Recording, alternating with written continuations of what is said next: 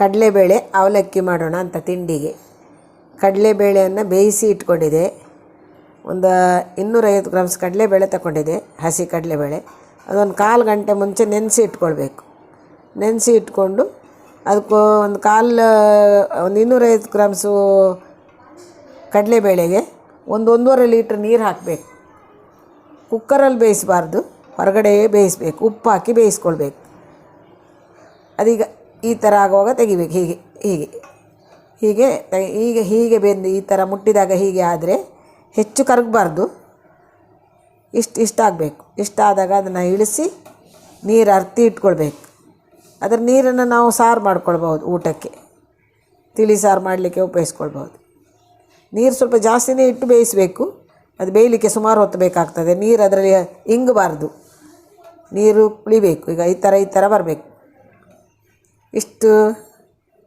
ಇಷ್ಟು ಮೆತ್ತಗೆ ಆಗಬೇಕು. ಈಗ ಎಷ್ಟು ಮೆತ್ತಗೆ ಹುಡಿ ಆಗಬೇಕು. ಹೀಗೆ ಮುಟ್ಟಿದರೆ, ಹೀಗೆ ಹುಡಿ ಆದರೆ ಸಾಕಾಗ್ತದೆ. ಇದಕ್ಕೆ ನಾನೀಗ ಉಪ್ಪು ಹಾಕಿ ಬೇಯಿಸಿದೆ. ಫಸ್ಟಿಗೆ ಉಪ್ಪು ಹಾಕಿ ಬೇಯಿಸ್ಕೊಂಡಿದೆ. ಇದಕ್ಕೆ ಒಂದು 4-5 ಚಮಚ ಸಕ್ಕರೆ ಹಾಕ್ತಾಯಿದ್ದೆ. ಅದು ಸಿಹಿ ತಿಂಡಿ. 4 ಚಮಚ ಹಾಕಿದೆ, ಇನ್ನೊಂದು ಚಮಚ ಹಾಕ್ತಾಯಿದ್ದೆ. 5 ಚಮಚ ಸಕ್ಕರೆ ಹಾಕಿದೆ. ಇದರಲ್ಲಿ ಒಂದು ಅರ್ಧ ಕಾಯಿಯಲ್ಲಿ ಅರ್ಧ ಭಾಗದಲ್ಲಿ ಅರ್ಧವನ್ನು ನಾನು ತುರಿದಿಟ್ಕೊಂಡಿದ್ದೆ. ಅದರಲ್ಲಿ ಅರ್ಧ ಇದಕ್ಕೆ ಹಾಕ್ತಾಯಿದ್ದೆ, ಮತ್ತು ಒಂದು ಅರ್ಧ ಅವಲಕ್ಕಿಗೆ ಹಾಕಲಿಕ್ಕೆ ಬೇಕು. ಅರ್ಧನೇ ಇದಕ್ಕೆ ಹಾಕಿದೆ. ಅವಲಕ್ಕಿ ಸ್ವಲ್ಪ ಕಮ್ಮಿ ಆದರೂ ಒಳ್ಳೆ, ಇದಕ್ಕೆ ಸ್ವಲ್ಪ ಜಾಸ್ತಿ ಹಾಕಬೇಕು. ಅರ್ಧ ಭಾಗದಲ್ಲಿ ಅರ್ಧ ಅದನ್ನು ತುರಿದು ಇಟ್ಕೊಂಡಿದ್ದೆ. ಇದಕ್ಕೆ ಸಕ್ಕರೆ ಮತ್ತು ಕಾಯನ್ನು ಹಾಕಿ ಉಪ್ಪು ಹಾಕಿ ಬೇಯಿಸಿ ಇಟ್ಕೊಂಡಿದ್ದೆ ಮೊದಲೇ. ಹೀಗೆ ಕಲಿಸ್ಕೊಳ್ಬೇಕು. ಹೀಗೆ ತಿಂಡಿಗೆ ಇದ್ರ ಜೊತೆಲಿ ಅವಲಕ್ಕಿ ಮಾಡ್ತೇನೆ ನಾನು.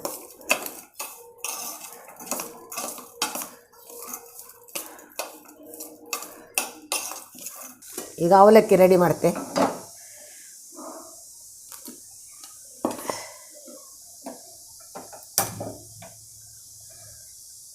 ಅವಲಕ್ಕಿಗೆ ಒಗ್ಗರಣೆ ಮಾಡ್ತಾಯಿದ್ದೆ. ಅವಲಕ್ಕಿಯನ್ನು 250 ಗ್ರಾಮ್ ಅವಲಕ್ಕಿಯಲ್ಲಿ ಒಂದು 3/4 ಭಾಗ ತಗೊಂಡಿದ್ದೆ. ಒಂದು 1/4 ಭಾಗ ಇಟ್ಟಿದ್ದೆ ನಾನು, ಅದರಲ್ಲಿ ಪೂರ್ತಿ ತಗೊಳ್ಳಿಲ್ಲ. ಇಷ್ಟು ಅವಲಕ್ಕಿ ತಗೊಂಡಿದ್ದೆ. ಇದರಲ್ಲಿ ಒಂದು ಅರ್ಧ ಚಮಚ ಕಡಲೆಬೇಳೆ, ಅರ್ಧ ಚಮಚ ಉದ್ದಿನಬೇಳೆ, ಒಂದು 4 ಒಣಮೆಣಸು, ಒಂದು 4-5 ಬೆಳ್ಳುಳ್ಳಿ, ಒಂದು ಚೂರು ಕರಿಬೇವು, ಒಂದು 7-8 ಎಲೆ ಎಸಳು ಕರಿಬೇವನ್ನು, ಬೆಳ್ಳುಳ್ಳಿನ ಜಜ್ಜಿ ಇಟ್ಕೊಂಡಿದ್ದೆ. ಬೆಳ್ಳುಳ್ಳಿ ಯಾಕೆ ಹಾಕೋದಂದರೆ ಅದು ಕಡಲೆಬೇಳೆ ಸ್ವಲ್ಪ ಗ್ಯಾಸ್ಟ್ರಿಕ್ ಇರ್ತದೆ, ಬೆಳ್ಳುಳ್ಳಿ ಹಾಕಿದರೆ ಒಳ್ಳೆಯದು. ಅದು ಅವಲಕ್ಕಿ ಒಗ್ಗರಣೆಗೆ ಹಾಕ್ತೇನೆ ನಾನು. ಇದು ಒಗ್ಗರಣೆಗೆ, ಅವಲಕ್ಕಿಗೆ ಒಗ್ಗರಣೆ ಮಾಡ್ಕೊಳ್ತಾ ಇದ್ದೆ. ಎಣ್ಣೆ ಹಾಕ್ತಾಯಿದ್ದೆ. ಎಣ್ಣೆ ಒಂದು 4-5 ಚಮಚ ಹಾಕ್ಬೋದು. 4 ಚಮಚ ಎಣ್ಣೆ ಹಾಕಿದರೆ ಸಾಕು ಅವಲಕ್ಕಿ ಒಗ್ಗರಣೆಗೆ. ಒಂದು ಸ್ವಲ್ಪ ಸಾಸಿವೆ ಹಾಕ್ತಾಯಿದ್ದೆ, ಹೆಚ್ಚಲ್ಲ, ಸ್ವಲ್ಪ. ಆನಂತರ ಇದನ್ನೆಲ್ಲ ಹಾಕ್ತಾಯಿದ್ದೆ. ಒಗ್ಗರಣೆ ಎಲ್ಲ ಇಟ್ಕೊಂಡಿದ್ನಲ್ಲ, ಕಡಲೆಬೇಳೆ, ಉದ್ದಿನಬೇಳೆ, ಬೆಳ್ಳುಳ್ಳಿ, ಮೆಣಸು, ಕರಿಬೇವು ಎಲ್ಲ ಅದಕ್ಕೆ ಎಣ್ಣೆಗೆ ಹಾಕಿ ಒಗ್ಗರಣೆ ಮಾಡ್ಕೊಳ್ತಾ ಇದ್ದೆ. ಇದು ಅವಲಕ್ಕಿಗೆ ಒಗ್ಗರಣೆ.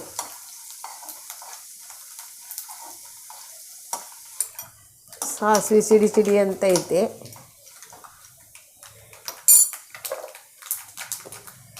ಈಗ ಇದಕ್ಕೆ ಒಂದು ಚೂರು ಅರಿಶಿನ ಹಾಕ್ತಾಯಿದ್ದೆ. ಒಂದು 1/4 ಚಮಚ ಅರಿಶಿನ ಎಣ್ಣೆಗೆ ಹಾಕ್ತಾಯಿದ್ದೆ.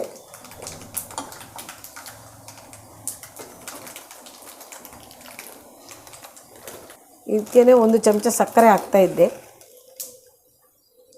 1 ಚಮಚ ಸಕ್ಕರೆ ಹಾಕ್ತಾಯಿದ್ದೆ ಅದೇ ಎಣ್ಣೆಗೆ. ಸ್ಟವನ್ನು ಸಣ್ಣದು ಇಟ್ಕೊಳ್ಬೇಕು, ಉರಿ ಸಣ್ಣದು ಇಟ್ಕೊಳ್ಬೇಕು. ಒಂದು ಲಿಂಬೆಹಣ್ಣು ಸಣ್ಣದನ್ನು ಅದಕ್ಕೆ ಹಿಂಡ್ತಾ ಇದ್ದೆ ಆ ಎಣ್ಣೆಗೆ.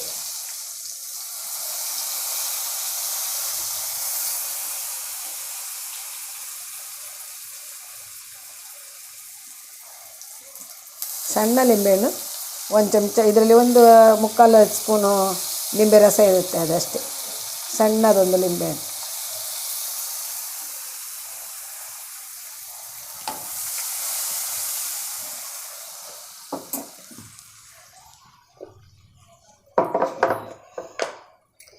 ಇದಕ್ಕೆ ಒಂದು ಚಮಚ ಉಪ್ಪು ಹಾಕ್ತಾಯಿದ್ದೆ, ಸಣ್ಣ ಚಮಚದಲ್ಲಿ ಒಂದು ಚಮಚ ಉಪ್ಪು ಅವಲಕ್ಕಿ.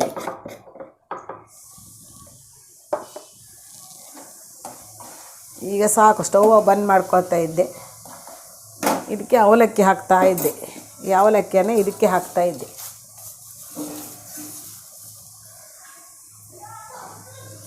ಅವಲಕ್ಕಿ ಹಾಕಿದೆ, ಸ್ಟವ್ ಬಂದ್ ಮಾಡಿದೆ. ಈಗ ಇದಕ್ಕೆ ಅವಲಕ್ಕಿ ಕಲಿಸ್ಕೊಳ್ತಾ ಇದ್ದೆ. ಆ ಒಗ್ಗರಣೆಗೆ ಅವಲಕ್ಕಿ ಹಾಕಿ, ಅವಲಕ್ಕಿ ಎಲ್ಲ ಕಡೆಗೆ ಒಗ್ಗರಣೆ ತಾಗಬೇಕು, ಎಲ್ಲ ಸೇರ್ಕೊಳ್ಬೇಕದು.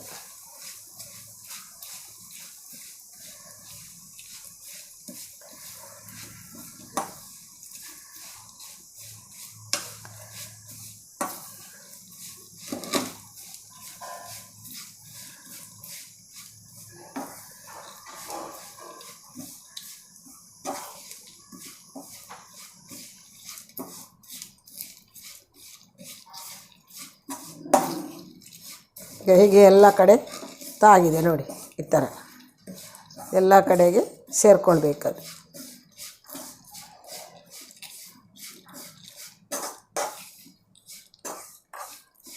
ಇದು ರೆಡಿಯಾಗಿದೆ ಅವಲಕ್ಕಿ. ಇದು ಎತ್ತಿ ಇಟ್ಕೊಂಡು ಇದರಲ್ಲಿ ಎತ್ತಿ ಇಟ್ಕೊಳ್ತೆ. ಇದೇ ಪಾತ್ರದಲ್ಲಿ ಒಮ್ಮೆ ಆ ಕಡಲೆಬೇಳೆನ ನಾನು ಬಿಸಿಗೆ ಹಾಕ್ತೇನೆ, ಚೂರು ಬಿಸಿಯಲ್ಲಿ ಇಡಬೇಕದು. ಸಕ್ಕರೆ ಎಲ್ಲ ಕರಗಿ ತಗೊಳ್ಬೇಕಂತೆ. ಅದು ಅರ್ಧಿ ಇಟ್ಟು ತುಂಬ ಹೊತ್ತಾಗಿದೆ, ತಣ್ಣಗಿದೆ ಅದು. ಈಗ ಇದಕ್ಕೆ ಹಾಕ್ತೇನೆ ಅದನ್ನು ನಾನು ಸಣ್ಣ ಉರಿಯಲ್ಲಿ ಬಾಣಲೆ ಇಟ್ಟು ಸ್ವಲ್ಪ ಹೊತ್ತು ಆ ಬಾಣಲೆಯಲ್ಲಿ ಅದನ್ನು ಸ್ವಲ್ಪ ಬಿಸಿ ಮಾಡ್ತೇನೆ. ಅಂದರೆ ಅದರಲ್ಲಿರೋ ಸಕ್ಕರೆ ಎಲ್ಲ ಕರಗಿ ಸೇರಿಕೊಳ್ತದೆ ಅದಕ್ಕೆ.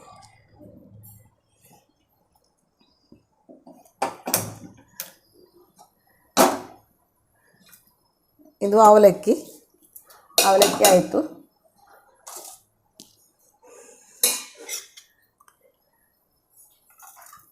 ಇದನ್ನು ಇದಕ್ಕೆ ಹಾಕ್ತಾ ಇದ್ದೆ, ಖಾಲಿ ಬಾಣಲೆ. ಅದಕ್ಕೆ ಒಗ್ಗರಣೆ ಏನು ಹಾಕಲ್ಲ, ಸ್ವಲ್ಪ ಸಕ್ಕರೆ ಕರಗಲಿಕ್ಕೋಸ್ಕರ. ಬಿಸಿಗೆ ಹಾಕಿದರೆ ಕರಗ್ತದೆ. ನಾನು ಅರ್ತಿ ಇಟ್ಟು ಸುಮಾರು ಹೊತ್ತಾಗಿದೆ ಬೇಯಿಸಿ ಇಟ್ಟು. ಆವಾಗಲೇ ಬೇಯಿಸಿ ಹಾಕಿದರೆ ಅದಕ್ಕೆ ಹಾಕಿದರೆ ಸಾಕಾಗ್ತದೆ, ಸಕ್ಕರೆ ಎಲ್ಲ ಕರಗಿ ಎಳ್ಕೊಳ್ತದೆ ಅದು. ಹಾಗೆ ಸ್ವಲ್ಪ ಹೊತ್ತಾಗಿದೆ, ಅದರಿಂದ ಸ್ವಲ್ಪ ಸಕ್ಕರೆ ಕರಗಲಿ ಅಂತ.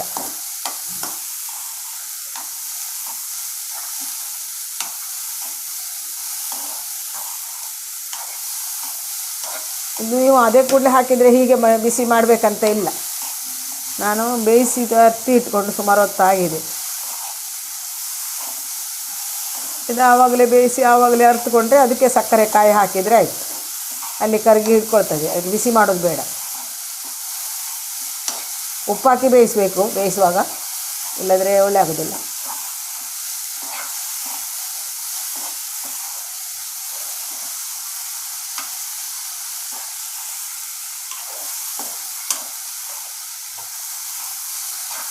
ಸಾಕು, ಕರಗಿದೆ ಈಗ ಸಕ್ಕರೆ. ಇದೆಲ್ಲ ಸಕ್ಕರೆ ಕರಗಿ ಎಲ್ಲ ಒಂದಕ್ಕೆ ಹೊಂದ್ಕೊಂಡಿದೆ, ಆಯಿತು. ಕಾಯಿಯು ಸಹ ಎಲ್ಲ ಸೇರಿಕೊಂಡಿದೆ.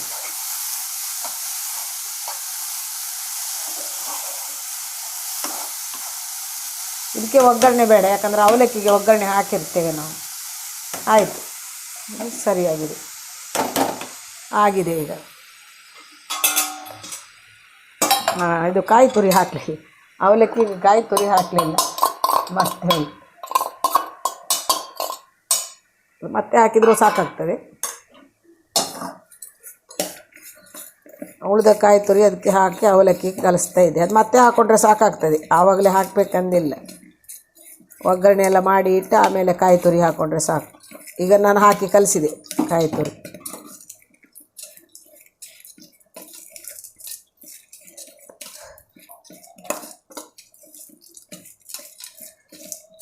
ಇದು ಬಿಸಿ ಇದೆ. ಇದು ಅವಲಕ್ಕಿ.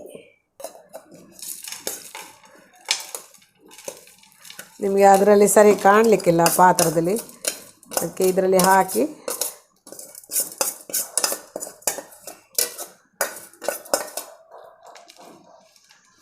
ಇದು ಅವಲಕ್ಕಿ.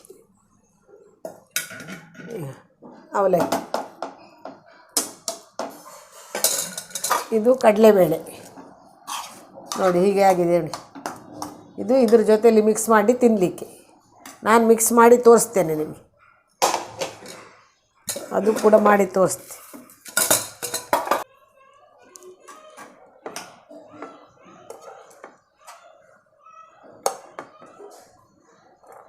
ಇದು ಹಳ್ಳಿ ಸ್ಟೈಲ್ ತಿಂಡಿ, ಹಳ್ಳಿ ಸೈಡ್ ಹೋಟೆಲಲ್ಲೆಲ್ಲ ಮಾಡ್ತಾರೆ, ಕುಂದಾಪುರ ಕಡೆಯಲ್ಲಿ ಮಾಡ್ತಾರೆ.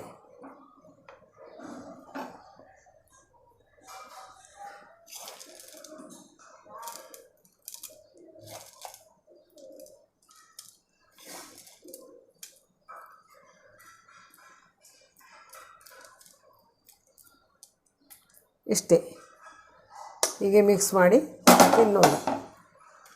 ಆಗಿದೆ 2 ಸಹ.